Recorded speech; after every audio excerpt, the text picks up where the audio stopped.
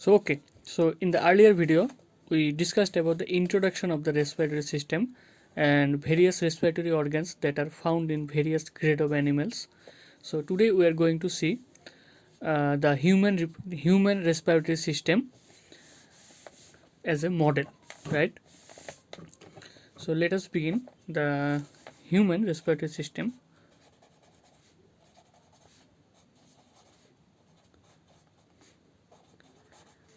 Human respiratory system and what are the different part of the respiratory system.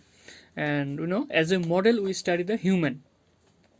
As such, the chapter is termed as human physiology. So let us begin with the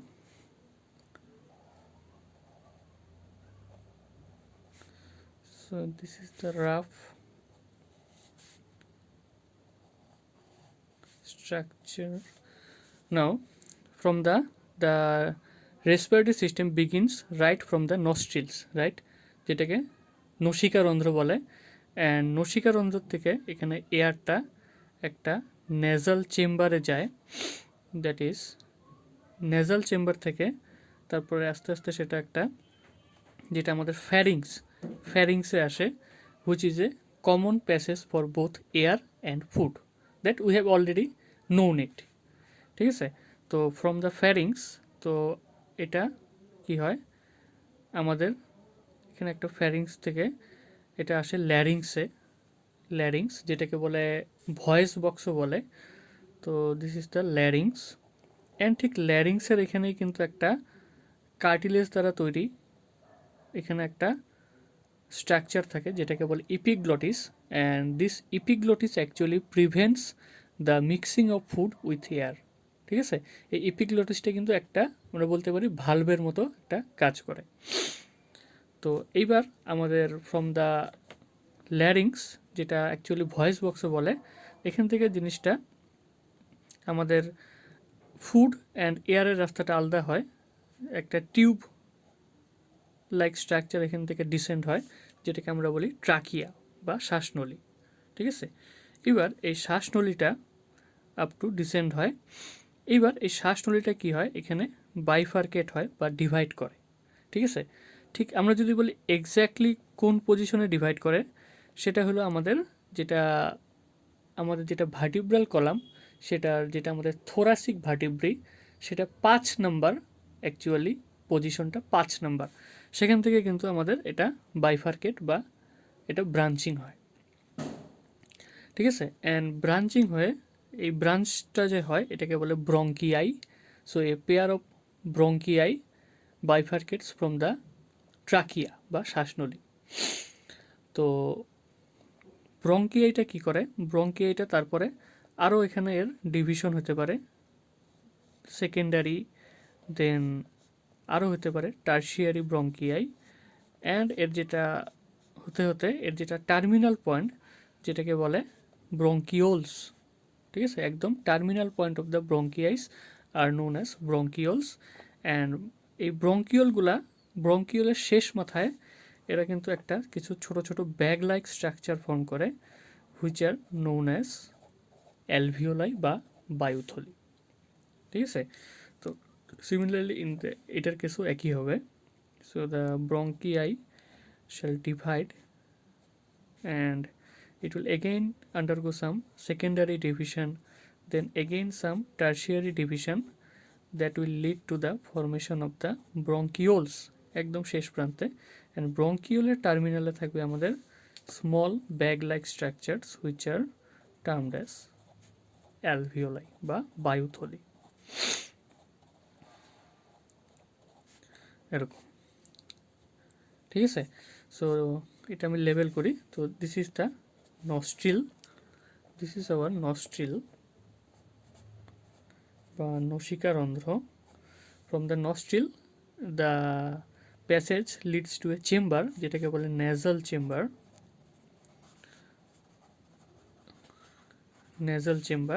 from the nasal chamber এটা একটা common passage which is termed as pharynx for food and air both. This is the pharynx and the pharynx leads to the, এটাকে বলে larynx. ঠিক আছে, larynx which is made up of a cartilage. So ল্যারিংসটাকে আমরা বলি, ইট is also known as voice box.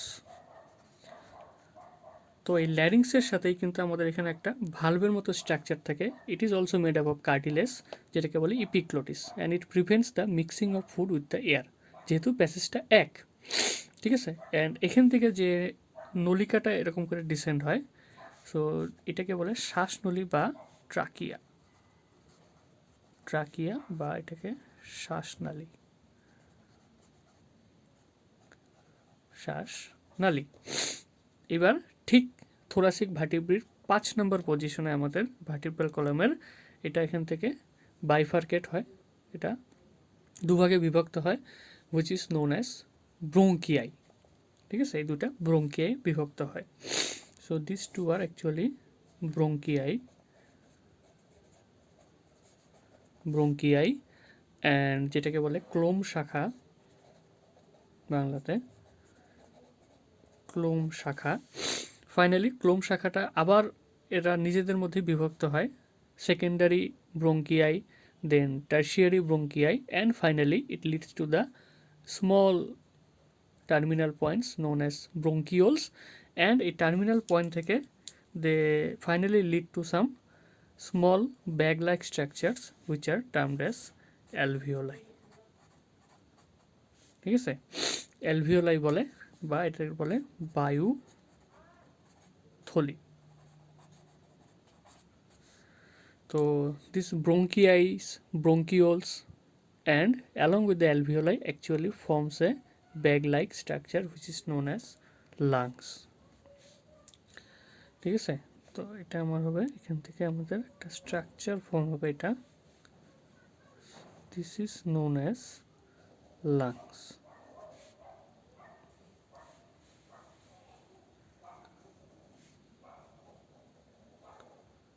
Lungs.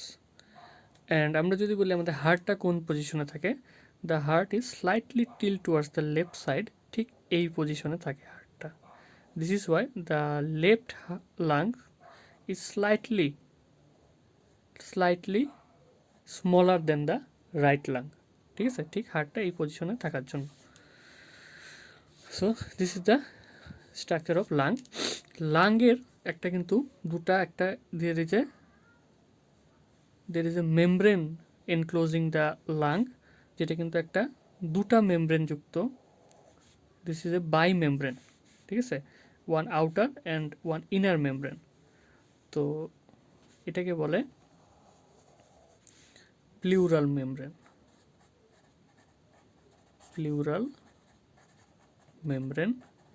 And pleural মেমব্রেনের ভিতরে জায়গাটা কিন্তু একদম শুকনা না, জায়গাটা একটা ময়েস্ট একটা ফ্লুইড দিয়ে এটা ভর্তি থাকে, in order to reduce friction, যাতে ঘর্ষণ বলটা ভিতরে কমে অ্যান্ড ভিতরে জিনিসটা শুকনা ড্রাই না হয়, দ্যাট ইজ সিক্ত বা ভেজা থাকে, ঠিক আছে। সো এখানে একটা ফ্লুইড দ্বারা লাংটাও ফিল থাকে, which is termed as plural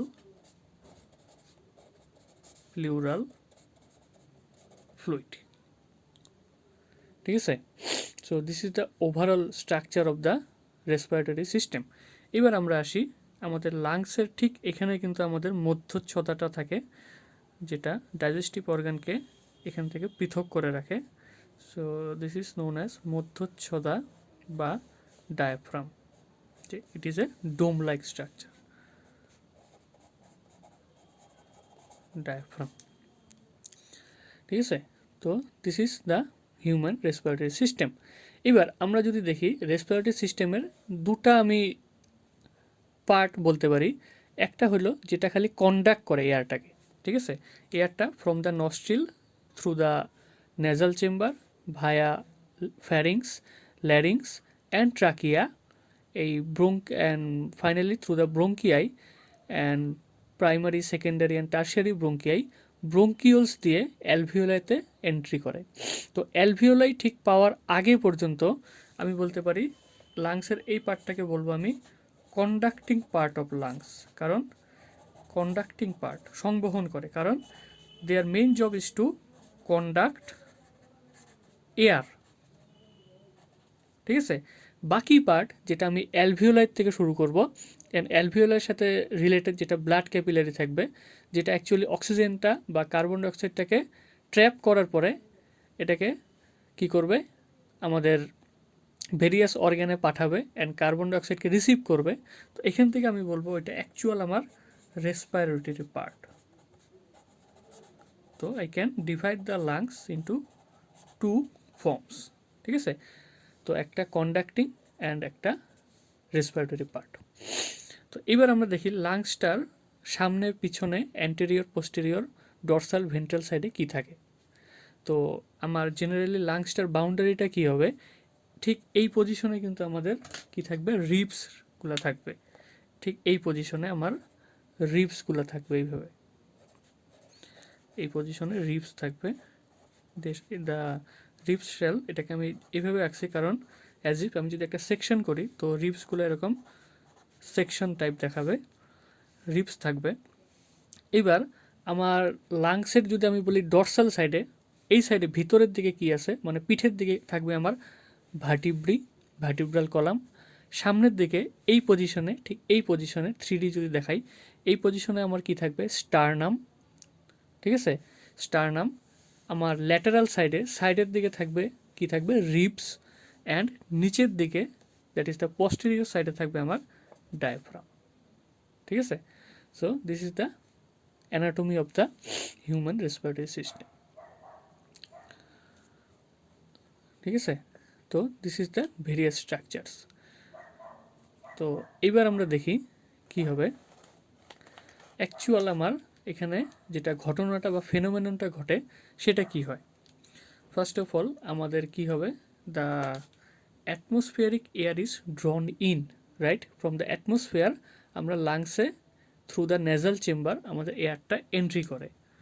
so first of all the atmospheric air is drawn in to the lungs, ঠিক আছে।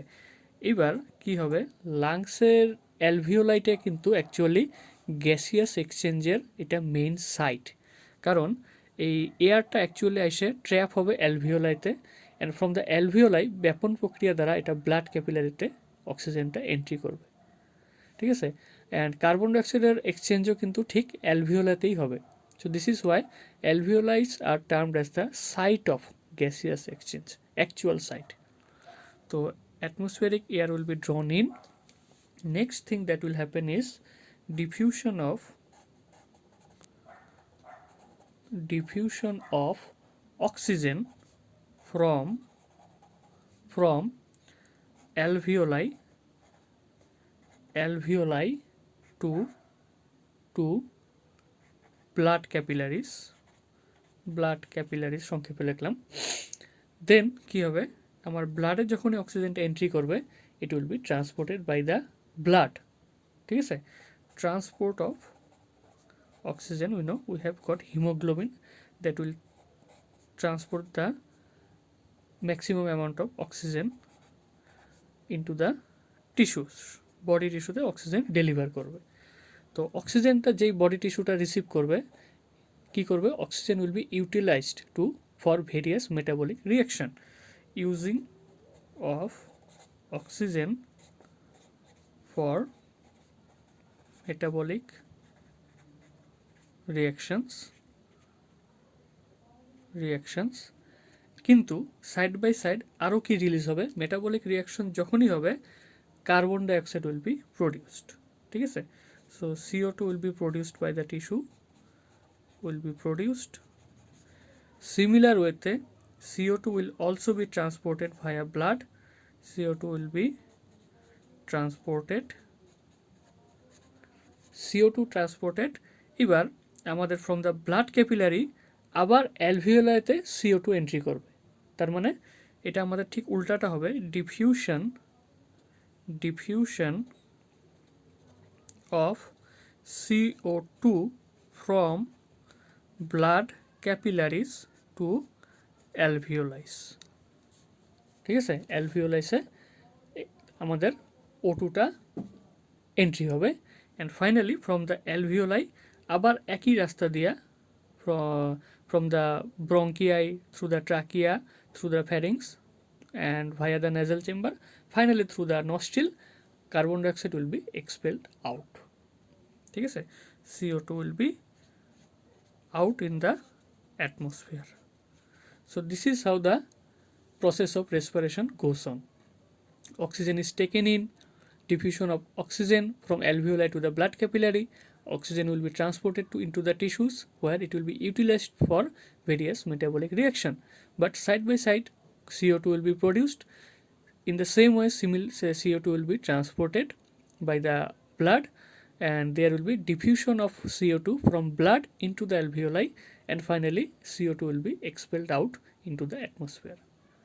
So this is all about the human respiratory system. I think you have got it. Thank you.